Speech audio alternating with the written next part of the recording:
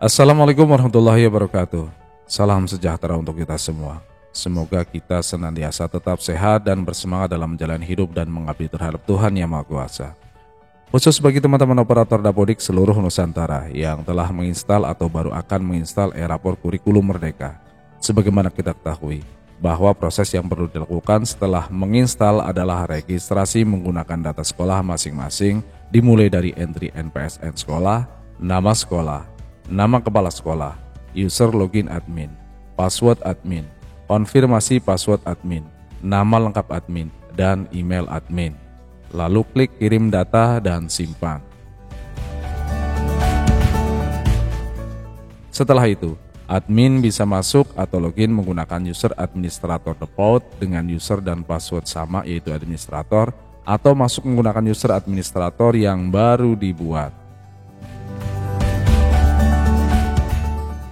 Lalu umumnya membuat user administrator cadangan, misalnya user atas nama wakil kepala urusan kurikulum.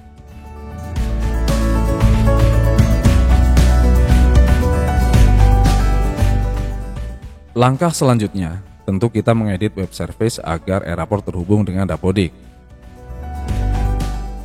Setelah terhubung, kita melakukan pula ambil data Dapodik yang terdiri dari update data semester, update data sekolah, update data referensi, update data guru, update data siswa, dan update data transaksional. Jika data-data tersebut telah diupdate, tentunya kita akan memulai mengentrikan data nilai, baik nilai mata pelajaran maupun nilai ekstrakurikuler dan lain sebagainya, sampai proses selanjutan yang diakhiri dengan pencetakan rapor.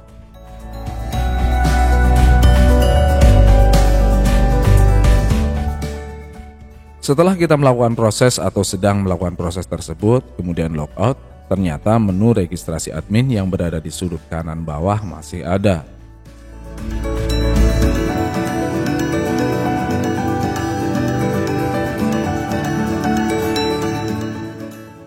Terus kalau menu registrasi admin masih ada, kenapa?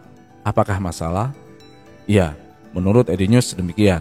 Karena pada e-rapor kurikulum Merdeka ini, setelah admin utama melakukan registrasi dengan data sekolah yang sebenarnya, ternyata sistem masih menerima pembuatan akun administrator baru meskipun menggunakan data yang tidak benar.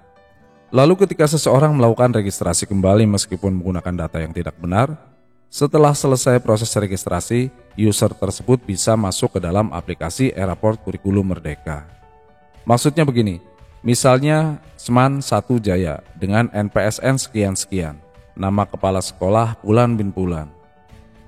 Lalu salah seorang mencoba registrasi. Kita coba registrasi dengan menggunakan data ngawur. Misalnya NPSN 20320000.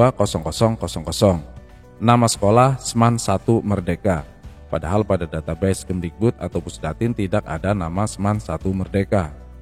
Lalu nama kepala sekolah cukup ditulis nama Kasek. User login admin misalnya IM2022. Password admin Imam 2022. Nama admin Imam Syafi'i SPD. Mohon maaf bila ada kesamaan nama. Kemudian email imam@seman1merdeka.sch.id. Lalu kita klik kirim data dan simpan. Sistem memberi notifikasi registrasi berhasil. Silakan login menggunakan user password yang telah dibuat. Untuk melihat user tersebut bisa masuk, kita login menggunakan user administrator default terlebih dahulu. Ternyata benar, dalam data user report, user IM2022 atas nama Imam Syafi'i SPD muncul. Berikutnya coba kita logout dari akun administrator default dan login menggunakan user IM2022. Ternyata bisa masuk dan bisa mengakses sebagai admin. Jadi ini boleh dibilang masalah atau bahaya. Pertanyaannya sekarang, masalah atau bahayanya di mana? Oke, kemungkinan masalah atau bahaya kecil bagi e-rapor yang diinstal di laptop yang dipegang khusus oleh operator. Akan menjadi masalah atau bahaya jika e-rapor diinstal di server sekolah yang dipublikasikan menggunakan subdomain sekolah.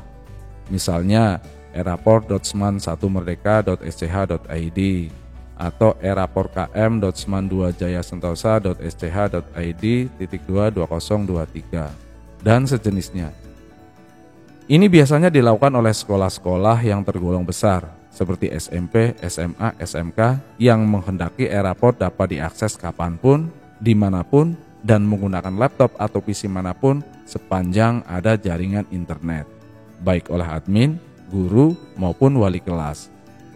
Nah, jika link domain tersebut diakses oleh orang lain dan orang lain itu sengaja melakukan registrasi dengan data tidak benar sekalipun, maka orang lain itu bisa mengakses seluruh isi dalam aplikasi.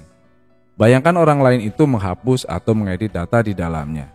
Bisa rusaklah semua data. Jadi bisa kebayang ya teman-teman. Untuk mengatasi kemungkinan hal ini terjadi, khususnya yang menginstal e-rapor kurikulum Merdeka di server yang dikaitkan dengan subdomain, maka perlu mengedit perintah registrasi. Misalnya ketika klik registrasi, perintah menjadi login. Berarti yang perlu kita lakukan adalah mengubah skrip pada file registrasi _pengguna.php.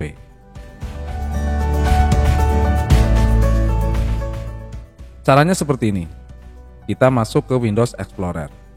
Pada drive C, masuk ke folder e-rapor KM SMA.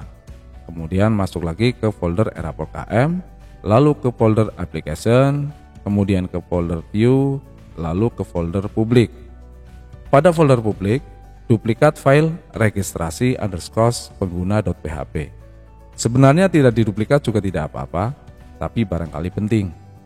Setelah diduplikat, beri nama file duplikatnya. Misal registrasi _pengguna_original.php. Kemudian buka file login. Copy skrip bagian atas. Kemudian tutup. Lalu buka file registrasi _pengguna.php. Hapus bagian atas. Kemudian paste skrip bagian atas file login.php yang telah kita copy tadi. Berikutnya simpan dan tutup file. Jika sudah, kita coba. Ketika kita klik menu registrasi, sistem akan mengarahkan ke menu login atau masuk. Selanjutnya kita perlu login dengan user yang telah dibuat pertama kali ketika menginstal e-rapor. Setelah masuk, agar lebih aman, user administrator default kita hapus saja, karena user administrator default passwordnya administrator.